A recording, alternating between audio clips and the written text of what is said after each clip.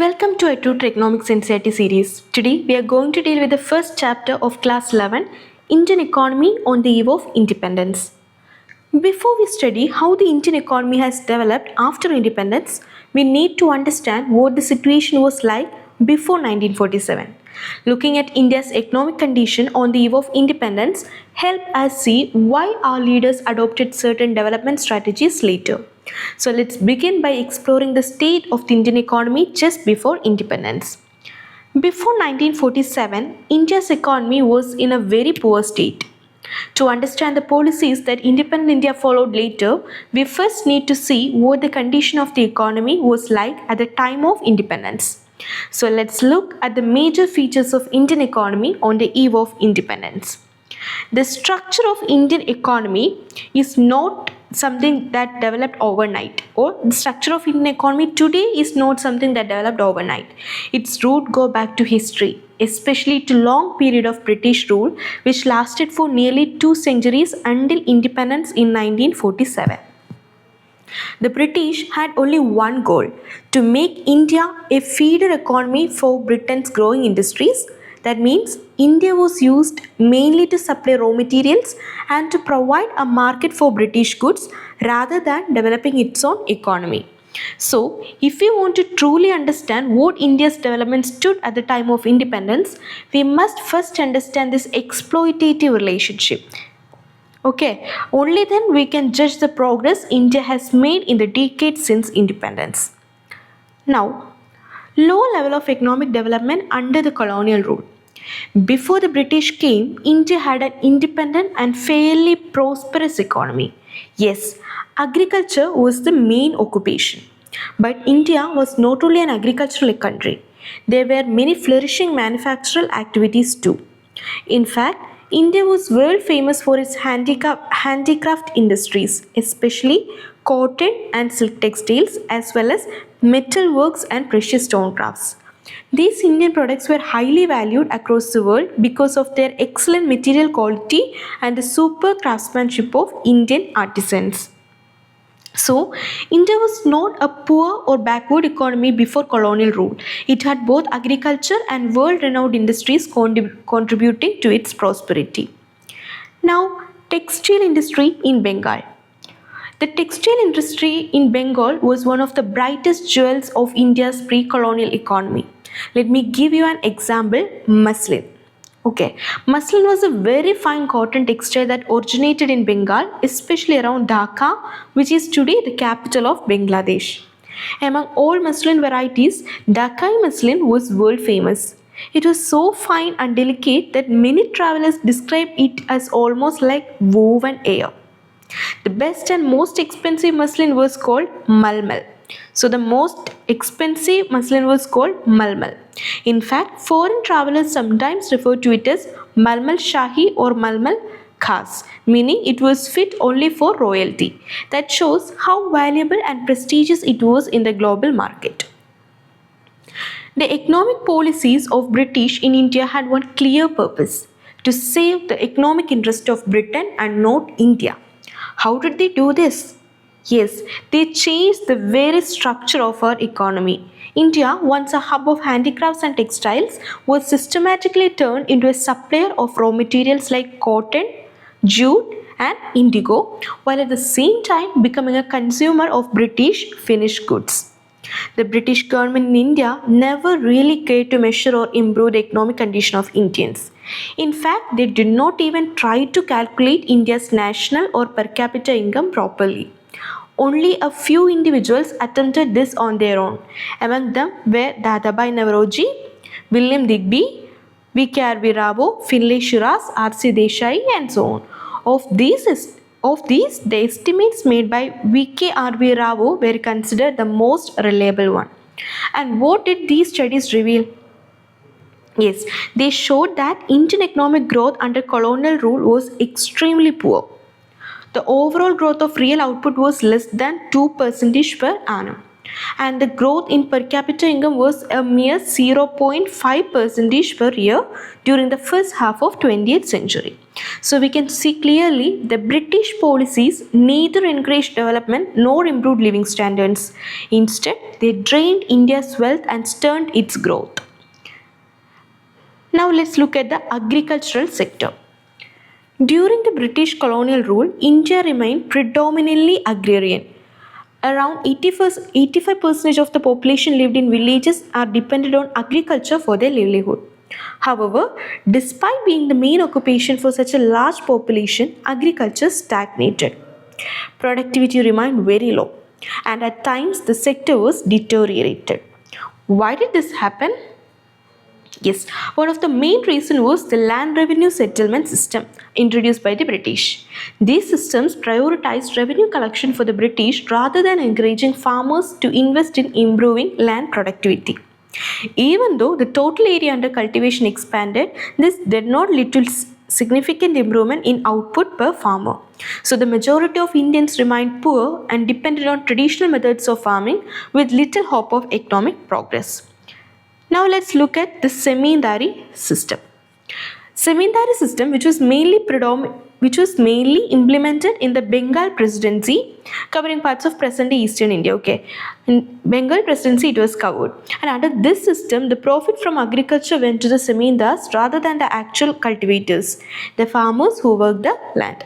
And many zamindars did little or nothing to improve agriculture conditions. Their main goal was simply to collect rent, no matter how poorly the farmers were doing. This created immense misery and social tension among the cultivators. One reason for this harsh approach was the revenue settlement rules. The zamindars had to deposit a fixed sum to the government by a certain date, or they will lose their rights.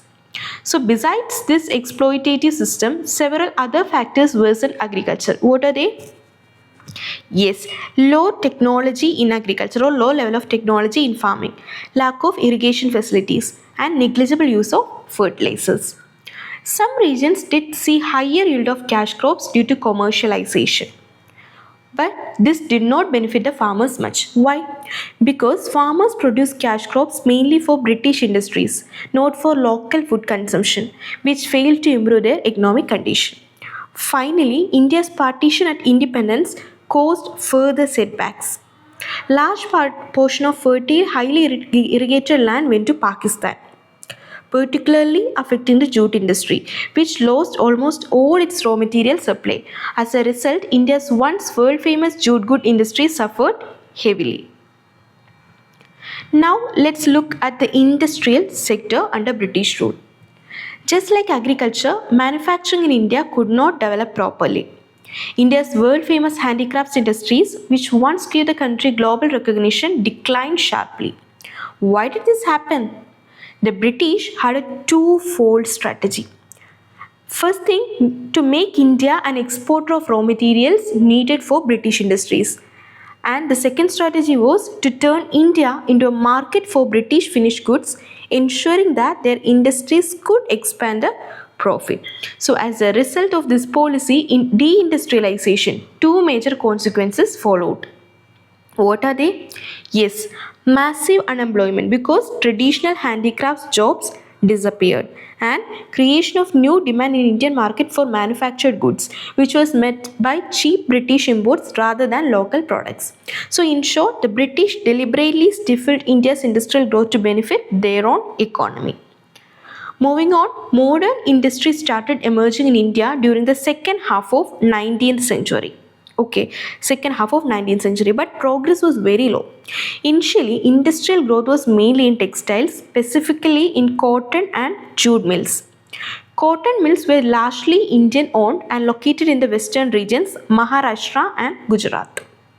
Jute mills, mostly foreign owned, were concentrated in Bengal. So, by the early 20th century, the iron and steel industries also started developing. A noticeable example is the Tata Iron and Steel Company, TISCO, incorporated in 1907.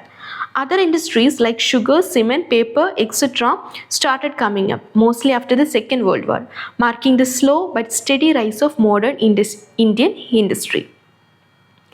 Although some modern industries began to develop in India, there were major limitations that prevented true industrialization. What are they?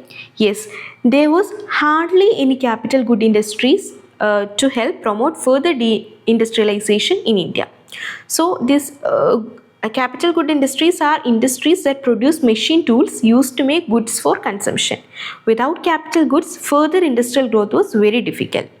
And the second reason was a few manufacturing units that existed were only a substitute for the massive decline of India's traditional handicrafts industries. And the third reason was the growth rate of the new industrial sector was very low and its contribution to gross domestic product remained very small. And the fourth reason was the public sector was extremely limited in scope, confined mainly to railways, power generation, communications, ports and a few other government undertakings. So in short, the industrial base under colonial rule was weak, narrowly spread and unable to replace the losses caused by deindustrialization. Now let's look at the foreign trade. India has had a long history as the trading nation, but under British colonial rule, its foreign trade was heavily restricted and controlled. The British policies determined what India could produce, export and import and ensured that most benefits went to the British. And as a result, India became primarily an exporter of raw materials like raw silk, cotton, wool, sugar, indigo, jute, etc. And India had to import finished goods like cotton, silk, woolen clothes and capital goods like light machinery produced in factories of Britain. Britain maintained a virtual monopoly over India's foreign trade. That means more than half of India's foreign trade was with Britain, and only a small portion went to countries like China, Ceylon and Persia. And also the opening of Suez Canal further strengthened Britain's control over trade routes and India's commerce. In short, India was forced into a dependent role, exporting raw materials and importing finished goods, which restricted its industrial and economic growth. One key feature of India's foreign trade under British rule was that it generated a large export surplus. At first glance, this might sound good, but in reality, it came at a huge cost to India. Many essential commodities like food grains, clothes and kerosene became scarce in the domestic market because resources were diverted to export. The surplus did not bring gold or silver into India.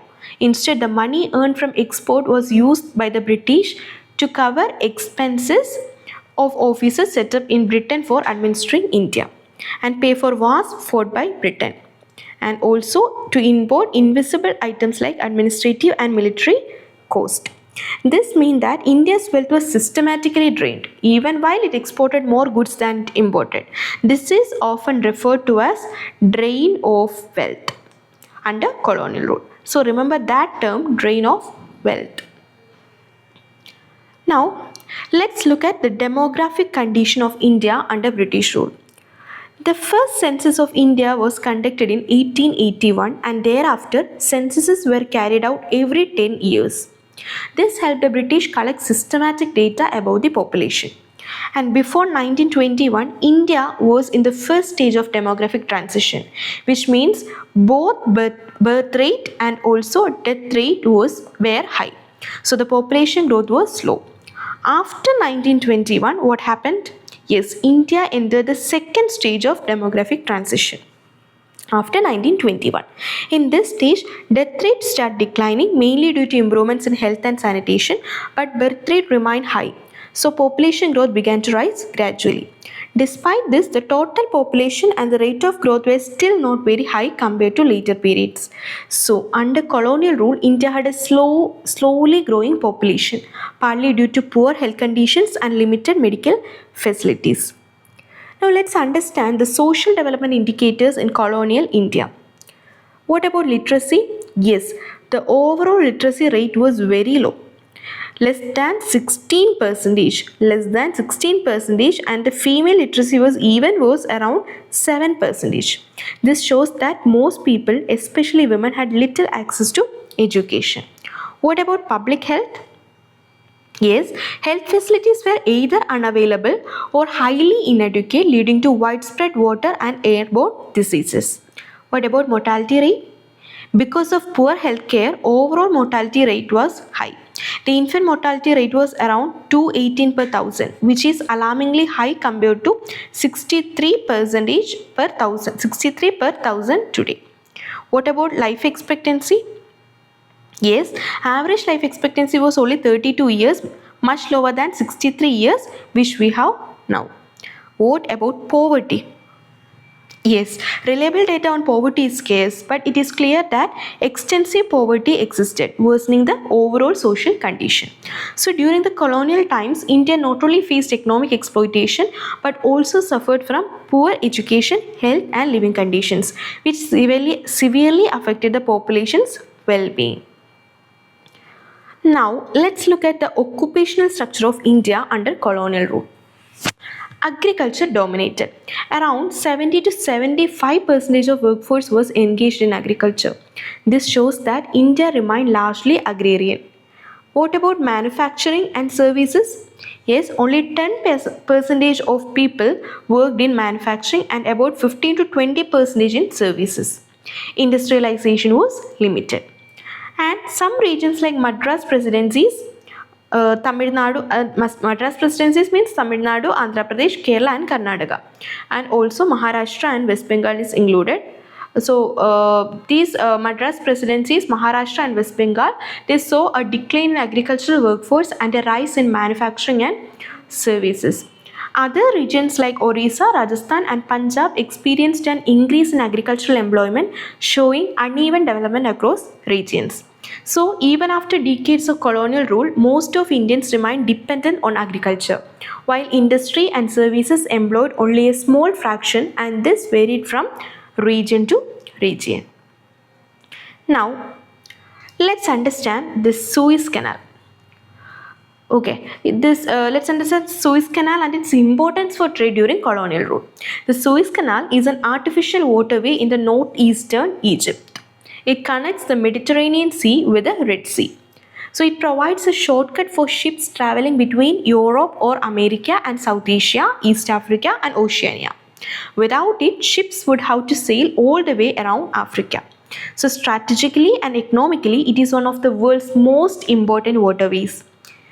It was opened in 1869 and it reduced transportation costs and made Indian markets more accessible to Britain and other countries, strengthening colonial trade. So the Suez Canal played a key role in integrating India into a global trade under British rule, but mostly for the benefit of Britain and not India. Now, infrastructure. Let's understand the state of infrastructure under colonial rule. Development did happen. Okay, railway, ports, water transports and postal or telegraph services were introduced. These were basic infrastructure developments. The main goal was to help people but to serve British interest. For example, roads and railways were built to move the army quickly.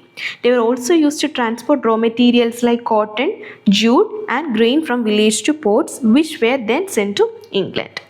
Roads built before the British were unsuitable for modern transport. Even the road built later were mostly served colonial needs, not local population. There was a shortage of all-weather roads, leaving rural areas cut off during the rainy season. So the impact on people were rural population suffered a lot during famines and natural disasters because infrastructure was inadequate for their needs. Now let's look at the impact of railways introduced by the British in 1850s. So significant contribution. The railways are often cited as one of the most important contribution of the British in India. People could travel long distance, which helped break geographical and cultural barriers. Trade and movement of goods become faster and easier. And what was its negative side? Yes, railways encourage commercialization of agriculture. It encouraged commercialization of agriculture, meaning farmers grew crops for the sale rather than for their own subsistence. This weakened the self-sufficiency of villages, making them more dependent on the market. India's export trade increased, but the profit mostly went to Britain, not Indian farmers or traders. And the overall assessment was social benefit existed like travel and connectivity, but the economic losses to India was much greater. Essentially, the railways served the British economic interest more than India's development. So railways connected India but also deepened its economic exploitation. Now, colonial development of trade and communication infrastructure. The British attempted to improve inland trade routes and sea lines. However, these efforts were not very successful. For example, the Coast Canal on the Orissa coast cost a lot to build but was uneconomical and could not compete with the railways which ran parallel to it. Eventually, it was abandoned. And what about electric telegraphs?